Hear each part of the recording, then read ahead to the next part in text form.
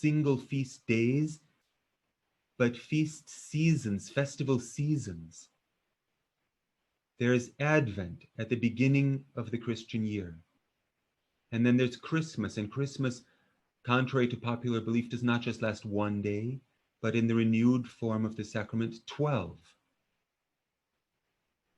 And there's Epiphany, which again lasts a matter of 4 Sundays. This first group of 3 festivals has to do with the mystery of how mankind comes to be out of the Godhead. Out of God we are born. The mysteries of God the Father find a threefold expression in Advent, Christmas, and Epiphany. Then the mysteries of God the Son find their most central experience for the Christian congregation in the festivals of Passion, or in its broader sense, Lent, in the narrow sense, Passiontide, intensifying toward Holy Week. And secondly, Easter.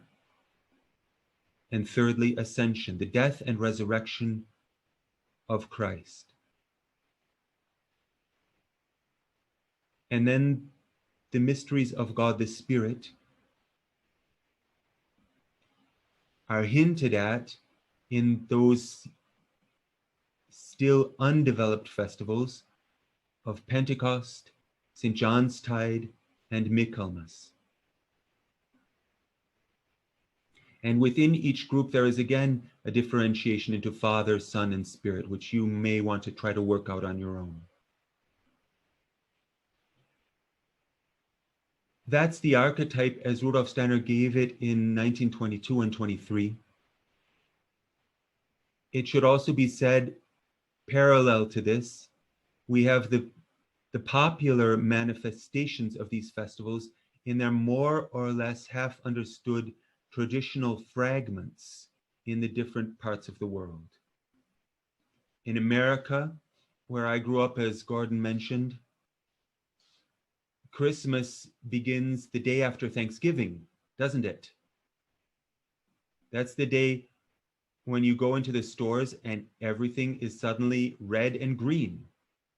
And on the intercom system, there are the inescapable Christmas carols for a whole solid month, and ends on Christmas Day. The 12 days of Christmas are in America at least no longer really a thing of consciousness. It ends with the 25th. So there's a whole separate cycle of the year for the advertising agency and the greeting card agency. And I knew someone who had been married to a man who worked in the greeting card agency, and he told us that they have a whole calendar of their own. There's the Valentine's Day season, that lasts for weeks. There's the graduation and Father's Day season, and there are all of these different seasons. In countries that do not have Thanksgiving, in America, Thanksgiving is the end of November, for those of you who don't know the customs there. And that's the only thing that's preventing us from hearing Christmas carols even earlier, because first the Thanksgiving season has to end. Countries that don't have that, they lack this buffer. In Canada, for instance, where a weaker form of Thanksgiving is celebrated sometime around Columbus Day,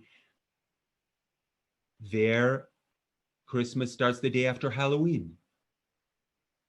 I lived there for a while and I was astonished. I went on November 1st to the mall for some unfathomable reason and was barraged with Christmas carols and Christmas kitsch.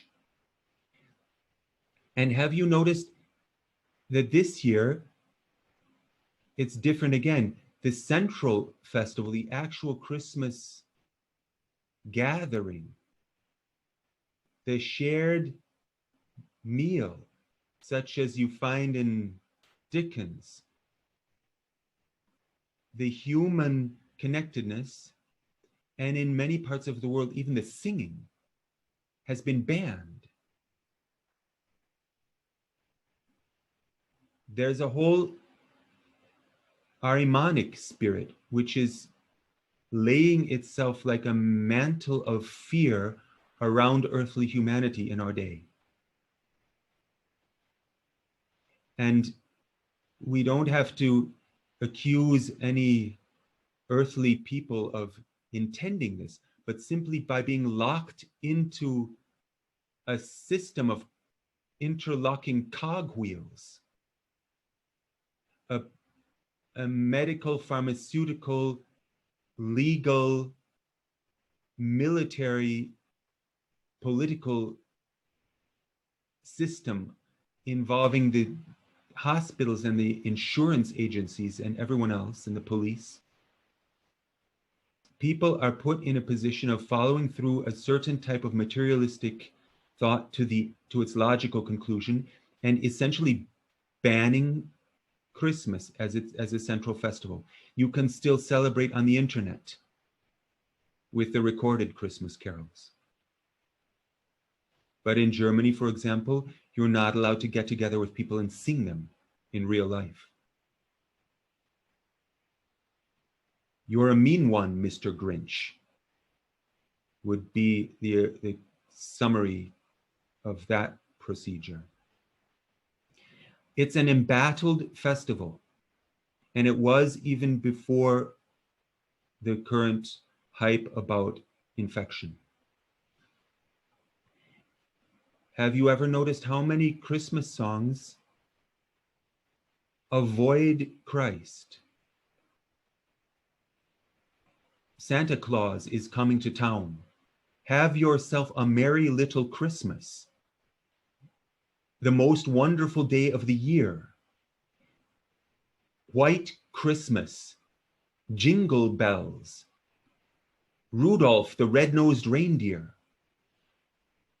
Frosty the snowman. And again, speaking from American culture, I have to observe the degeneration of the spirit of Christmas over the course of the centuries. There's a conflation in the Santa Claus figure with St. Nicholas, whose feast day is really December 6th, and who originally is a noble and worthy Greek bishop. But his bishop's mitre and his regalia have morphed in popular culture to a suit of pajamas with a floppy cap, with a floppy nightcap. And the noble Greek saint has become an obese American flying through the air on a sled drawn by reindeers with glow-in-the-dark noses and corrupting the youth with materialistic gifts which he funnels into the privacy of your home by means of a chimney. These are phenomena of kitsch, of sentimentality, which descends to a cartoon-like anti-artistic level. That's why it seems worth noting even the meaning of Christmas is questionable. And in the centuries recent, when it still had more or less wholesome traditions, it was again something different from what it could be today, in the best sense. It was a commemoration of a birth that took place 2,000 years ago. One looked to the past. And so maybe it is not entirely lamentable only that these traditions are being lost. It makes room for something new to come about. And Christmas in the age of the second coming would mean we no longer look merely to the past, but we ask ourselves, what is happening now? How does Christ in the etheric realm, to use the anthroposophical term, That is, how does Christ in the present, when he is not visible in a single earthly incarnation, bring forth the festival of Christmas each year? What happens?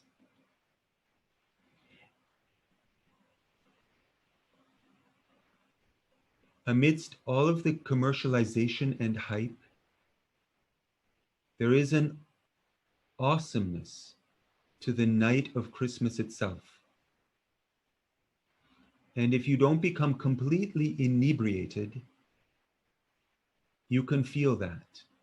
And people who would probably say that they have no interest in things religious or don't even take things seriously that cannot be grasped with the senses, even these people can find themselves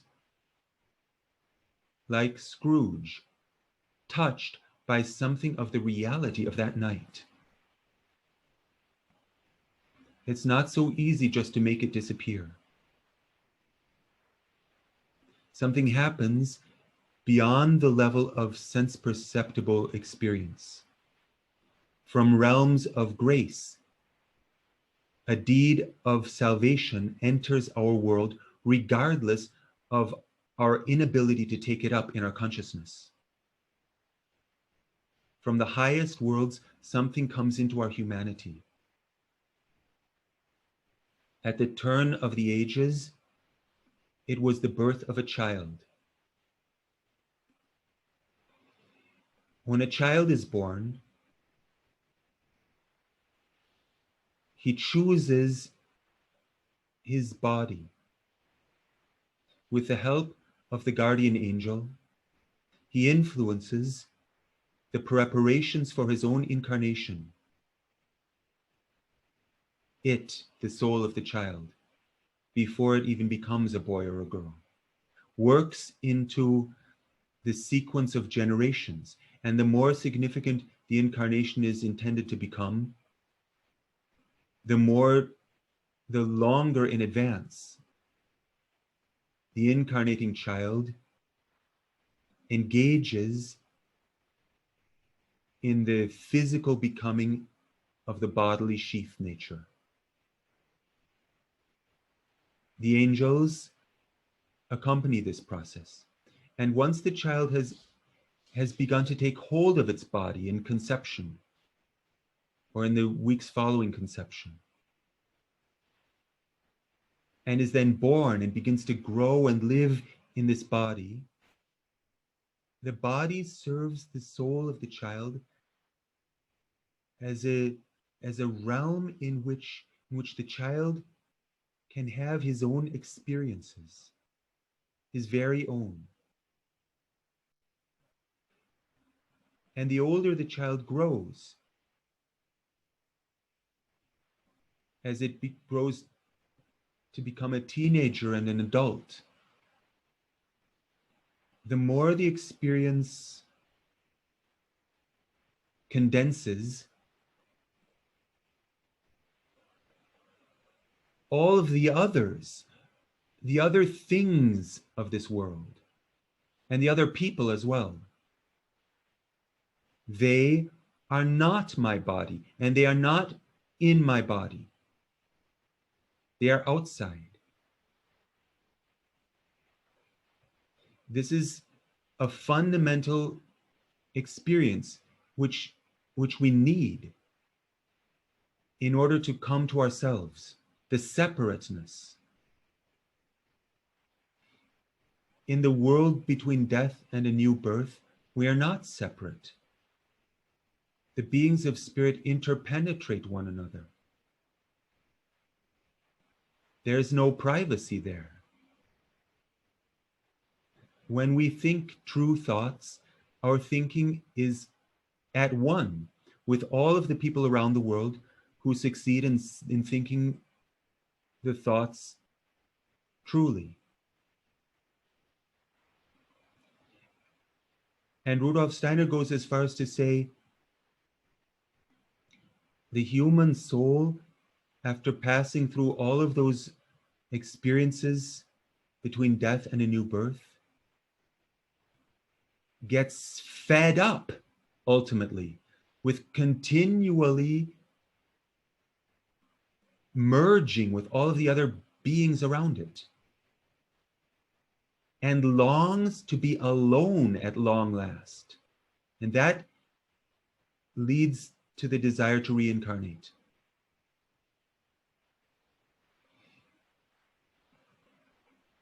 Now we have our own body and we have our own experiences, inner soul experiences, our own secret thoughts and feelings and wishes, which we may or may not choose to express to the others.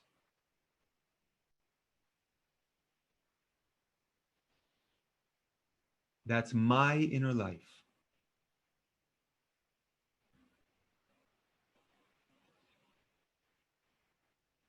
In the first coming of Christ, the great spirit of the whole world went through this process of isolation. In the second coming, Christ does not live in a single human body anymore, but in all of the beings of the earth. Christ is becoming the spirit of the whole earth, and that includes all of the animals, all of the plants, even the mineral realm, the oceans, the clouds, and all of us as well, quite regardless of what we may or may not think of this reality and how aware we may be or unaware.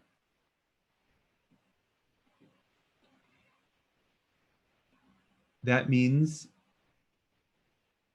the principle of isolation has in our time begun to loosen. For the last several decades, somewhat less than a century now, the phenomena have begun to grow, which show that it's not entirely true when we say, those are my thoughts and my feelings only.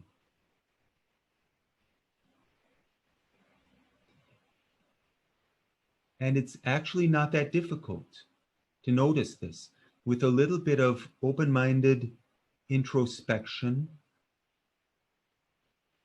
you can find that your inner thoughts and attitudes, your sensations, your fears and wishes, in short, your whole inner life has a profound effect on the other beings around you. It's a little bit jarring to notice that at first, because it means that cherished,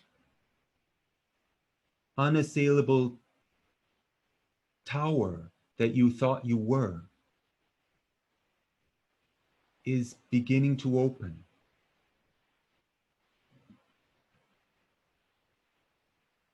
We're no longer entirely isolated. And the exercises given in the central book of schooling in anthroposophy, how to know knowledge, how to know higher worlds, or how does one attain knowledge of higher worlds? There are various translations available. Part 1, as Rudolf Steiner wrote on the title page of all of his editions. These central exercises, they frequently serve to develop an awareness for this. Drastic comparisons are brought. For instance, if you just think whatever thoughts come to mind, it's the same thing in the astral realm as it would be in the physical realm if you took a rifle and fired random shots about a room with your eyes closed. It's not without effect. And perhaps in reaction to this opening of the souls, people have begun to lay extraordinary value on the so-called private sphere in recent years. There's a craze about concealing your identity. Obviously, part of that is encouraged by a craze about revealing everything. You can go on the so-called social media and tell everyone from minute to minute what you're having for breakfast and what street you're walking on right now. And we have the transparent human soul made of glass. And as a counter reaction to that, I would assess that as a materialistic caricature of the second coming. Because the second coming, it doesn't really in this proper sense mean that Christ left and is returning. It means that we're coming back to the point where we can notice what is happening in reality. We're opening organs of perception. And that means the armor has chinks in it now. And probably that's also part of the explanation for people's astonishing willingness to enter into the latest trend of so-called distancing, social distancing, as it's called in a type of oxymoron. That you avoid contact, you don't touch people, you don't shake people's hands, you don't kiss people, you don't hug, you don't share meals together unless you're married or something. You wear a mask. This too is a type of a throw of an outgoing mode where we were separated within our own sheaths. That's beginning to loosen. And one of the central statements of the age of the second coming is a prophecy that we find in the gospel. Christ himself speaks of our present time and says there will come a time when the people will again be able to experience my presence. And one of the signatures of this time will be this experience. Everything that you've ever said or done to the least of my brethren, you have done unto me. This is one of the words in the gospel that Christ himself speaks in relation to the time of his reappearance in the etheric world. That is, in relation to our time. The illusion will fall away that these things are somehow compartmentalized. And Christ, who is a being of infinite co-experiencing and compassion, a being of the infinite capacity for entering into the other beings, begins to experience in all of the greatest and least of our brethren, and obviously that includes sisters in the old-fashioned terminology, and in all of the beings of the world, really, how we work upon them. He experiences that. That means it's now a question being put to us. The Christmas question. How can this being enter into our humanity and into the world under the present conditions? And that depends on what experiences he has at our hands through the souls of all of the sisters and brethren, that is, of all of the beings. Rudolf Steiner makes this more specific still. He speaks of 3 sheaths into which Christ is being born in the present. Our bodily nature does not only consist of a physical sheath, there is also a life body and a sentient body, or sometimes called astral body. Those are the technical expressions for the zones in which our center of being dwells, and through which the center of our being, our I, experiences and works in the world. And so too the great cosmic I of the Christ himself is entering into an astral sheath, a soul body, which consists of people's capacity for awe and wonder, according to the spiritual findings of Rudolf Steiner. That is, whenever we go out into the world and meet new experiences, or if you're advanced, old experiences, there's an opportunity to stop for a moment and marvel.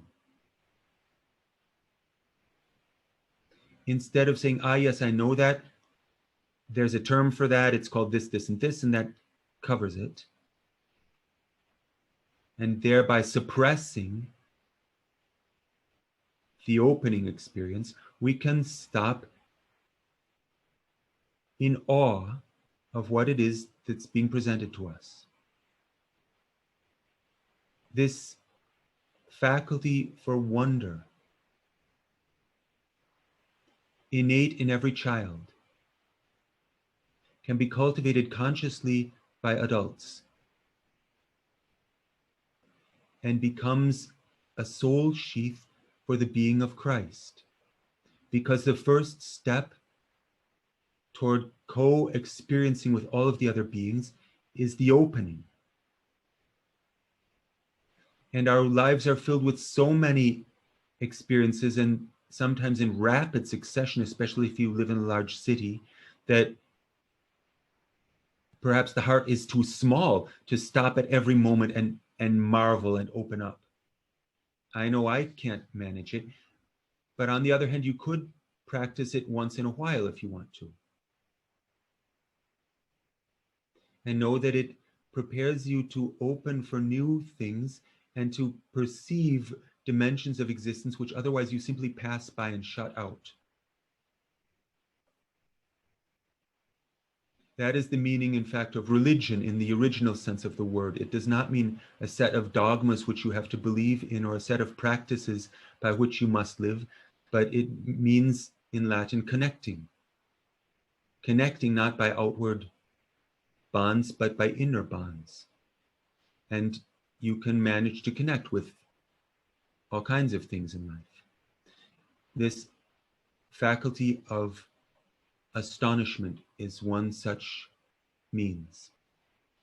The ancient Greeks knew it as the beginning of all knowing, that you first have to stop and marvel if you're going to learn anything. Conversely, we may say, he who has forgotten how to marvel cannot, in a deeper sense, learn. It is into this zone of the human soul that the Christ is first born. And it's a work in progress. It's not just done once and for all. The second zone is the life body. And there, Rudolf Steiner says, you will find these statements, for example, in the lectures on theosophical morality and elsewhere as well. Rudolf Steiner mentions the faculty of compassion. That is, by cultivating an ability to feel feelings which do not originate in our own subjective affect, but to enter into the feeling life of other ensouled beings. We begin to develop life forces which weave an etheric sheath for the second coming of Christ in its Christmas aspect, in its birth aspect. And thirdly, there is even a physical sheath prepared. We must not think that that means a material body that's 6 feet tall and limited to one spot on the earth. Physical in the broadest sense includes more subtle workings as well. But Rudolf Steiner uses the word physical body to describe that zone into which the Christ being can enter when people take responsibility. Conscience, he calls it. The organ by which we find deeds which we want to do because we know that is mine and that is my contribution and it's on me. This sense of identifying with the needs of the world and freely taking them on as my own contribution can be called conscience. These three sheaths, they go deeper. They begin with the more conscious realm of awe, and they descend into the feeling realm where the compassion weaves between one breast and another. And then they descend into the realm of deeds in the conscience, which takes hold of the will. Threefold man is woven there, not in a single physical shape in space, but in an archetype spanning all of humanity. And we find something of this same mystery in the brief descriptions which Rudolf Steiner gives when he gives a tour of the Goetheanum in progress. He will take the people and show them, or if he's outside of Dornach, he'll show slides even sometimes of the statue that he made. I want to try to show you some pictures because there that's not what I wanted. How about this one?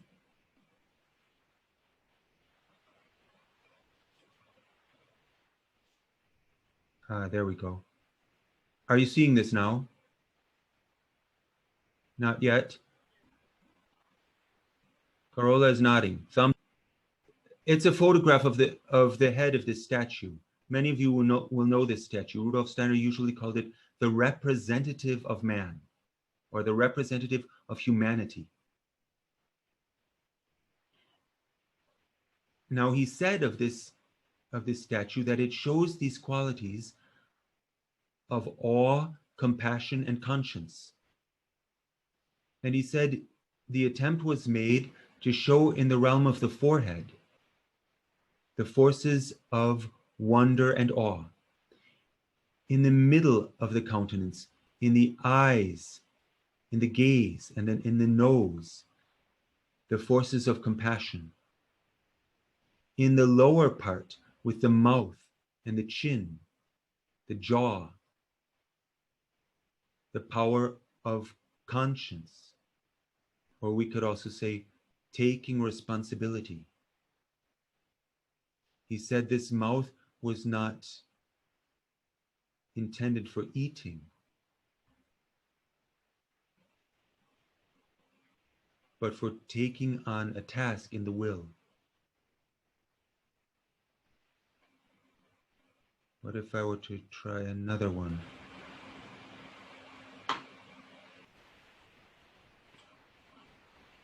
You see that one also? No. Still nothing? No, not yet. Is the first one gone? No, it's still there. Huh. All right. In that case, I'll stop sharing and share anew. Sorry, I'm not that gifted with all of these practical things. Try this one.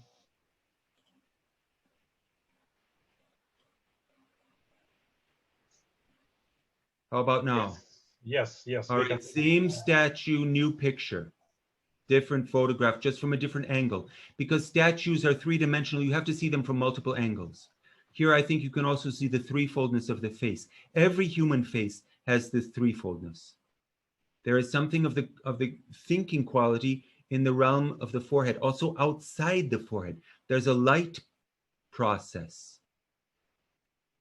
outside and around the upper part of the head of any human face.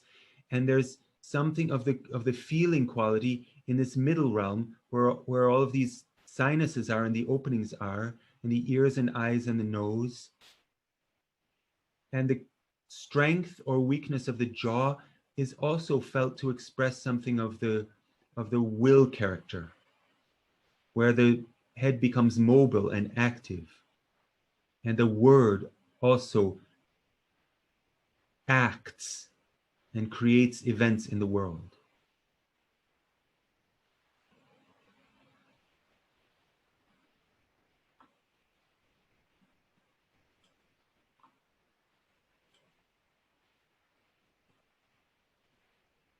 What? Why am I seeing this? Confusing. Stop share.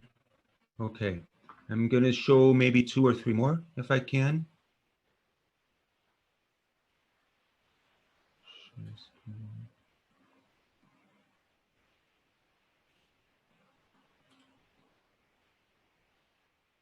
Just another photograph of the same statue.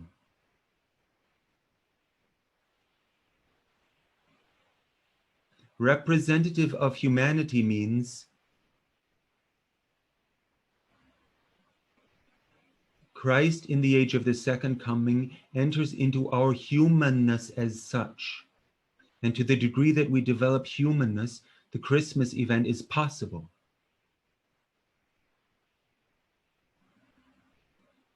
Christ has chosen the earthly body in which he would dwell, and it's the body of the earth as a whole and of humanity as a whole.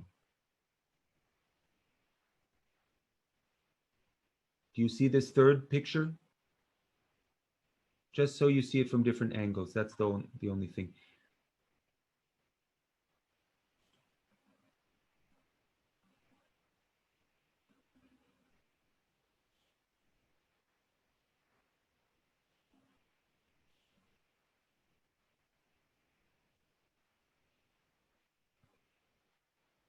Another angle, an older photograph. It looks remarkably different from the different angles.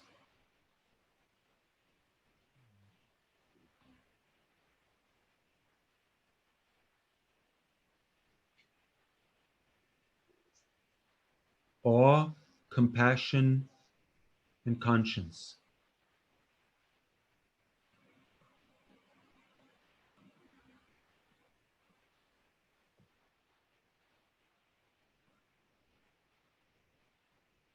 You might think the eyes would be the most waking expression of our thinking life. But the eyes, better said, the gaze, which meets us when we look into another person's eyes, is something of the soulful connectedness and makes it possible to share in the life of feeling.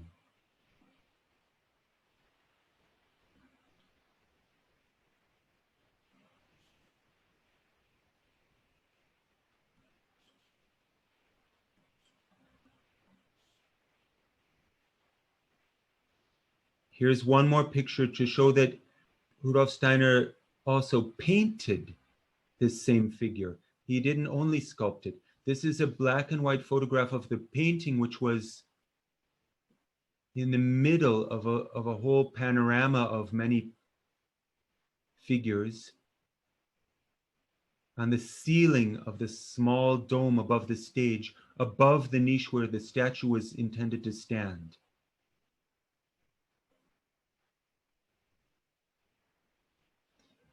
as you can see, it is by no means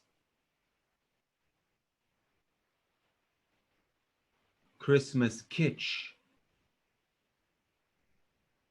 We're not dealing with cute baby Jesus here, to put it mildly.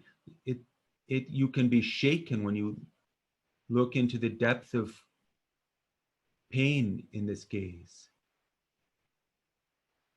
which shares in the experiences of the entire world and of humanity and all the destinies connected with that.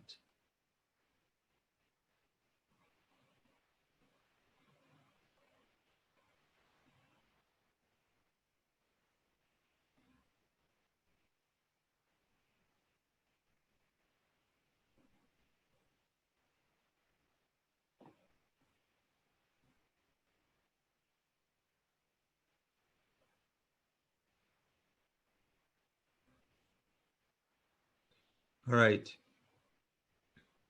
We can say that connected with these three sheaths in which the being of Christ incarnates in the present Christmas event are three mystery currents that work in more or less in the background of historical becoming.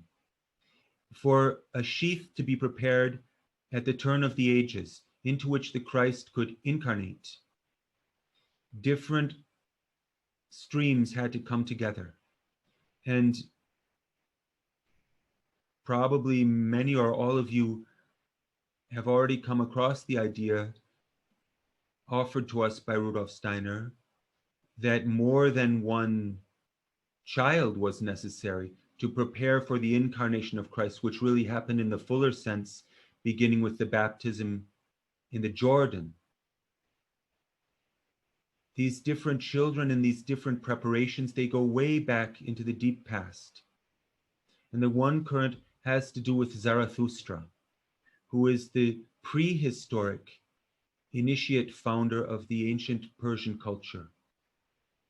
Not to be confused with Zarathustra, who is the same being, but incarnated later and known in external history as the teacher of Pythagoras. Magoi is a Persian word Hellenized in the gospel to describe the disciples of the Zarathustra mystery school, the Zoroastrian initiate priests, who can read in the invisible processes of the stars what being it is who is incarnating. It's not an external constellation, as is often supposed, that they see.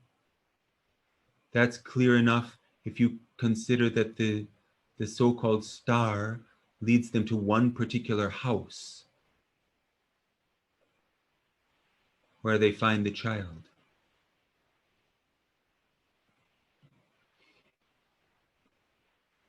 The mystery stream of Zarathustra is connected with one of the greatest leaders of humanity, who has many, many incarnations behind him, who was initiated 7 times in a row at the beginning of the post-Atlantean cultural evolution, and then finally incarnated in blindness as a special preparation. It's a whole complex series of events which lead down to the birth of the one Jesus child described in the gospel according to Matthew.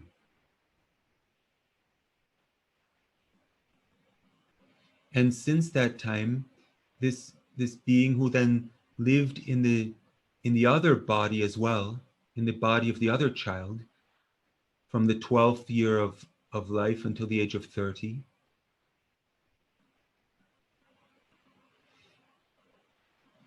left at the moment of the baptism in the Jordan and went the ways that a soul always goes when it dies, and has since then reincarnated frequently in every century even, and goes through the largely unwritten history hinted at merely in various legends under the name of Master Jesus, one of the great leaders of humanity, working more from the background than from the foreground.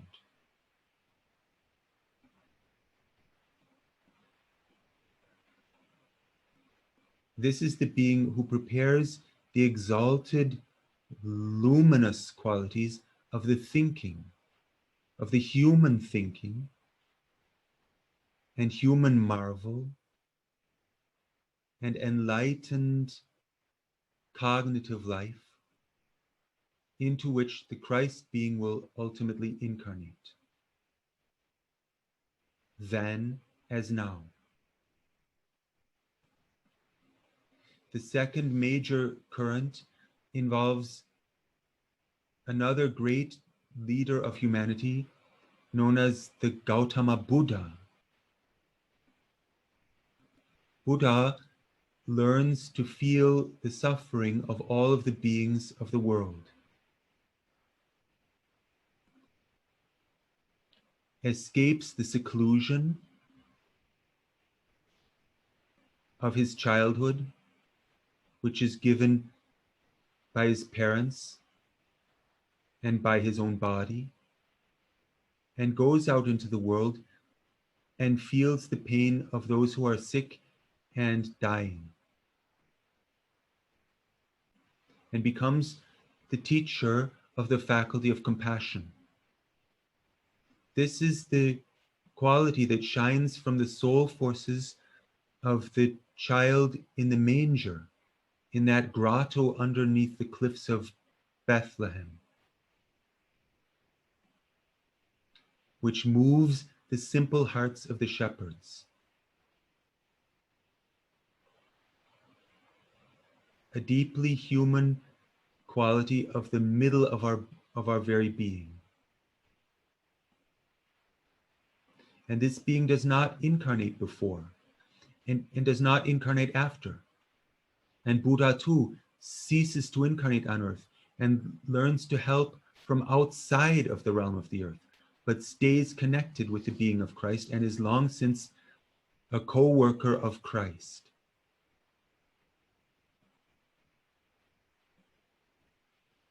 And the third mystery stream, which is connected with the initiation of the will, is hinted at in the book of Revelation at the end of the New Testament, and more than hinted at, and also in the Gospel according to John. Christian Rosenkreuz is the traditional name for this great master of humanity who works usually in the background of history, but sometimes appears on the stage of world history as well, visible to the public. And in the Gospel according to John,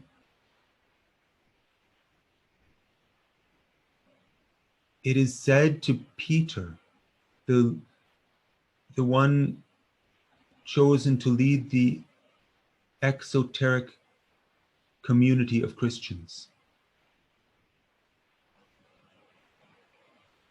if it is my will that he,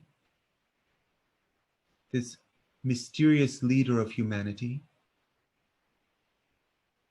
remain until my coming, how will that affect your task?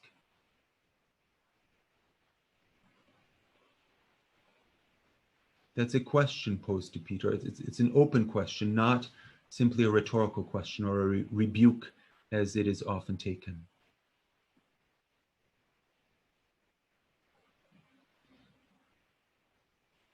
That is, the will initiation of Lazarus, of the revelation, of the chemical wedding, and many other events before and after,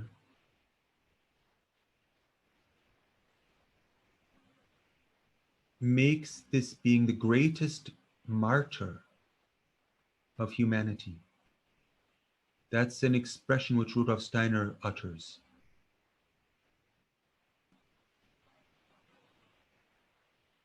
It means that a path is forged, an opening is generated through which all of us can join in the sacrificial will to make something possible on earth right down into our deeds. Conscience and responsibility.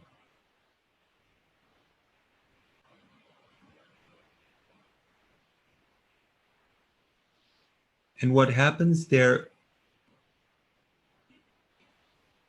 does not require that we ourselves become the world's greatest martyr and the greatest initiates and all of this. Even very partial steps are most helpful to the long-term process of the birth of Christ in the present humanity.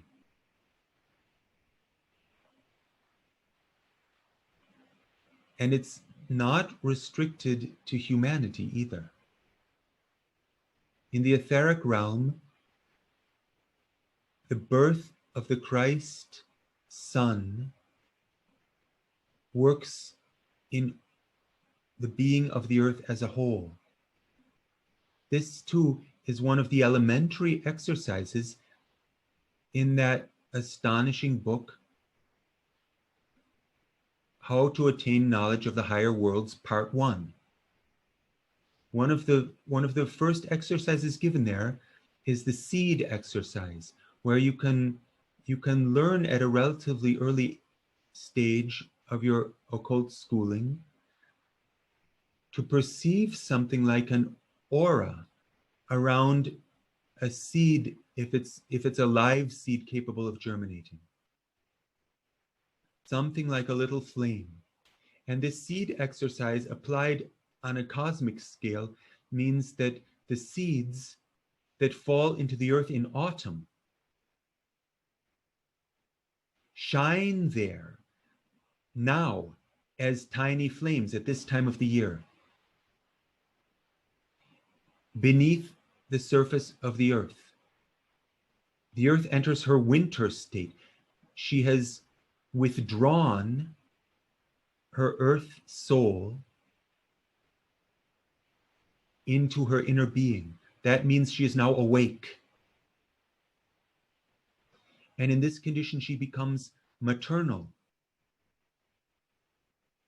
The mineral earth unites with the life forces of the half-excarnated seeds, insect, eggs, and hibernating animals. She becomes a womb. The Archangel Gabriel governs the birth. Gabriel and Raphael and Uriel and Michael, these four great archangels, celebrate over the course of the year a cosmic sacrament.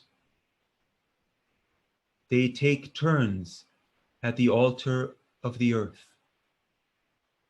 They pass from one to the other what the being of the earth and the being of humanity are able to contribute to the continuing indwelling of Christ as the spirit of the earth. And at this time of year, Gabriel works in from the heights and Uriel from the depths. Seen from the cosmos, with the eye of the soul, the blue planet takes the appearance of the Madonna in the depth of winter. She is with child, and the child who is to be born is our own true humanity. And it's merely a short-sighted way of looking at it when we think that we already have humanity. An unbiased glance about us shows us it's a work in progress.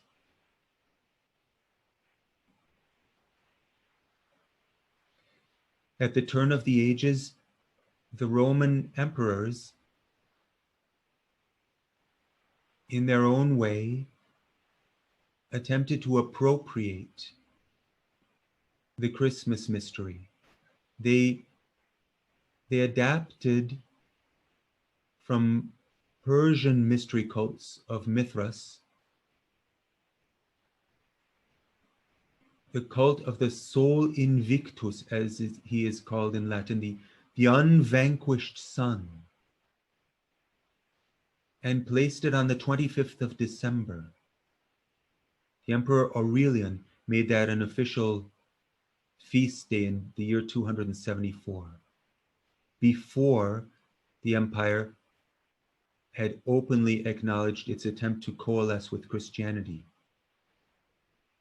The first strategy was to replace it with something else. But this Sol Invictus goes back to the deep and true mystery cults from long before the turn of the ages. And you can still find beautiful mosaics and reliefs and coins showing a Christ-like figure with a halo imbued with rays, sometimes even in the form of a cross, like the later Christian icons of Christ. I didn't bring a picture, but you can find them easily if you look for them. The sun vanishes for our outer gaze in the depth of winter to a large extent, and reappears from beneath the earth, and from beneath the earth of the human subterranean secret which is in each of us.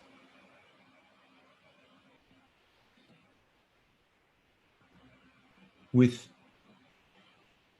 the great leader of humanity, Lazarus John, moving in the background, the risen Christ has an encounter in the realm of the etheric, in the realm for which we are now beginning to awaken as the so-called second coming.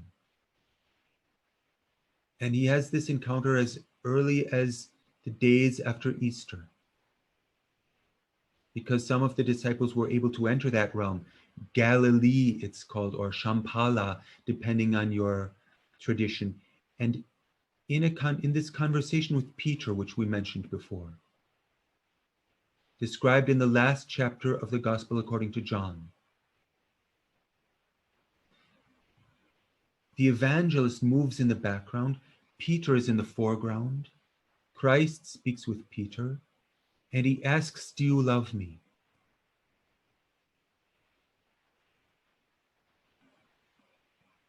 This seems to summarize all that we have been trying to hint at tonight, more obliquely than directly, because it's hard to speak these things out.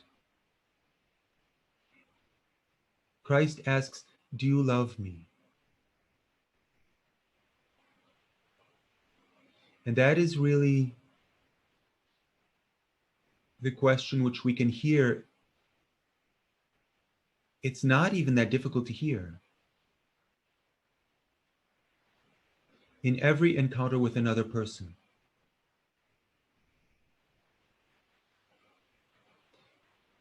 with one of the least of our sisters and brethren, and also with one of the greatest.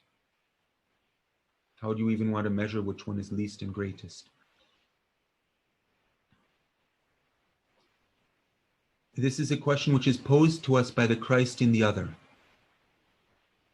and which is posed to us by every child and by every person all the time, really.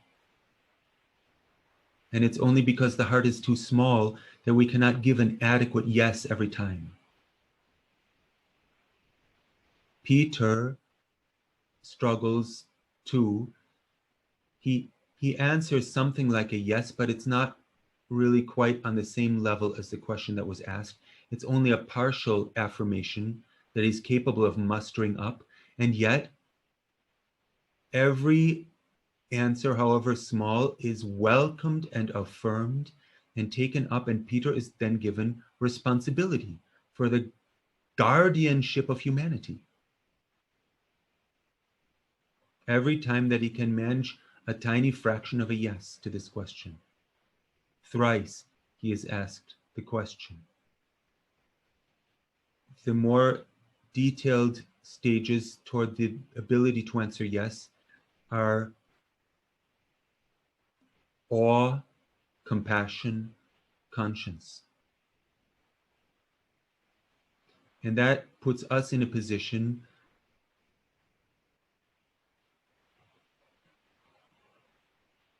to become co-workers in the Christmas event of the present. The second coming does not mean that he went away and is coming back. It means that we went away and are coming back to the ability to perceive what is there all the time.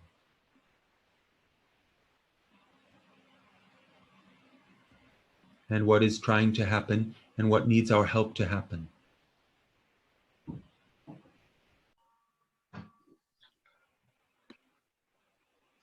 Dear friends, I think it's good time to thank our dear Daniel for outstanding presentation. And I would like to invite you for our presentation tomorrow, which is presentation of Andrew Linnell. And next presentation on Monday, it's presentation from Craig Wiggins.